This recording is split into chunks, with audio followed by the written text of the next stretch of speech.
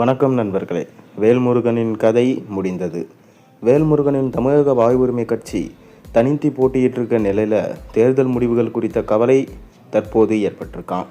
ஆளும் கட்சியின் நிழலில் இருந்த 5 ஆண்டு கால நிம்மதிக்கு பிறகு மீண்டும் திமுக ஆட்சிக்கு வந்தால் தங்களுக்கு சட்ட ரீதியான முட்டுக்கட்டைகள் விழுகுமோ என்கின்ற அச்சத்தில் அக்கட்சியின் சீனியர் நிர்வாகிகள் கலங்கி போயிருக்காங்க. அதிமுகவினர் விடவும் திமுக வெற்றியை நினைத்து தற்போது வேல்முருகன் தரப்பு தான் மிகுந்த பதற்றத்தில் இருப்பதா அரசியல் வட்டாரத்தில் தகவல்கள் கிடைச்சிருக்கு.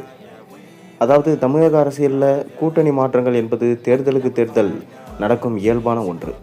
ஆனால் ஒரு கட்சி கூட்டணியில் இருந்து வெளியேறிய பிறகு அந்த முடிவே அக்கட்சியின் இருதலுக்கான கேள்விக்குறியாக இருந்து வருது.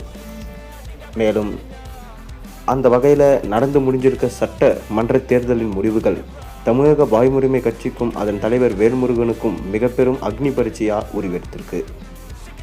கடந்த 2021 சட்டமன்ற தேர்தலில் திமுக கூட்டணியில் அங்கம் வகித்த வேல்முருகன் உதயசூரியன் சின்னத்தில் போட்டியிட்டு பன்ருட்டி தொகுதியில் வெற்றி பெற்றார். 5 ஆண்டுகள் ஆளும் கட்சியின் நிழலில் பயணித்த அவருக்கு இந்த தேர்தலில் தொகுதி எண்ணிக்கை தொடர்பாக ஏற்பட்ட இழுபறி பெரும் ஏமாற்றத்தை தந்தது. திமுக ஒரு சீட் மட்டுமே ஒதுக்க முன்வந்த நிலையில் கௌரவம் பார்த்த வேல்முருகன் கடைசி நேரத்தில் கூட்டணியை முறித்து கொண்டு வெளியேறினார்.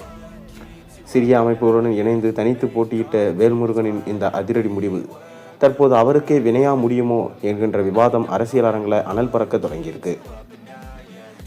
உண்மையில் தேர்தல் முடிவுகள் குறித்து அதிமுக உள்ளிட்ட எதிர்க்கட்சிகளை விடவும் தமிழக வாழ்வுரிமை கட்சியின் சீனியர் நிர்வாகிகள் அதிக மன உளைச்சலில் இருப்பதா தற்போது செய்தி வெளியாயிருக்கு. இதற்கு காரணம் தேர்தல் களத்தில் திமுகவினருக்கும் தாவேகாவினருக்கும் இடையே ஏற்பட்ட நேரடி மோதல்கள் தான். கடந்த காலங்களில் நண்பர்களாக இருந்த 2 தரப்பினரும் இந்த தேர்தலில் பல இடங்களில் நேருக்கு நேர் மல்லு கட்டினாங்க. இந்த கசப்பான சம்பவங்கள் தேர்தல் முடிவுகளுக்கு பிந்தைய அரசியலில் பெரும் தாக்கத்தை ஏற்படுத்தும் என்று எதிர்பார்க்கப்படுகிறது. திமுக ஆட்சிக்கு வந்தால் வேல்முருகன் தரப்பிற்கு சட்ட ரீதியான நெருக்கடிகள் அதிகரிக்கக்கூடும் என்ற யூகம் வலுவாக இருக்குது. குறிப்பாக தாவாகா நிர்வாகிகள் மீது நிலுவையில் உள்ள பழைய வழக்குகள் மீண்டும் தூசி தட்டப்படலாம் என்கின்ற அச்சம் அக்கட்சியின் 2ஆம் கட்ட தலைவர்களிடையே அதிகரிச்சிருக்கான்.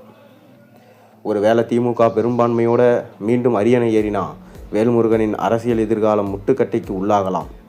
அக்கட்சியின் மூத்த நிர்வாகிகள் புலம்ப ஆரம்பிச்சிட்டாங்களாம். அது மட்டும் இல்லாமல் தேர்தல் பிரச்சாரத்தின் போது திமுகவினருடன் மல்லு கட்டிய விவகாரங்கள் தாவாகா தரப்பை யோசிக்க வச்சிருக்கிறதா சொல்லப்படுகிறது.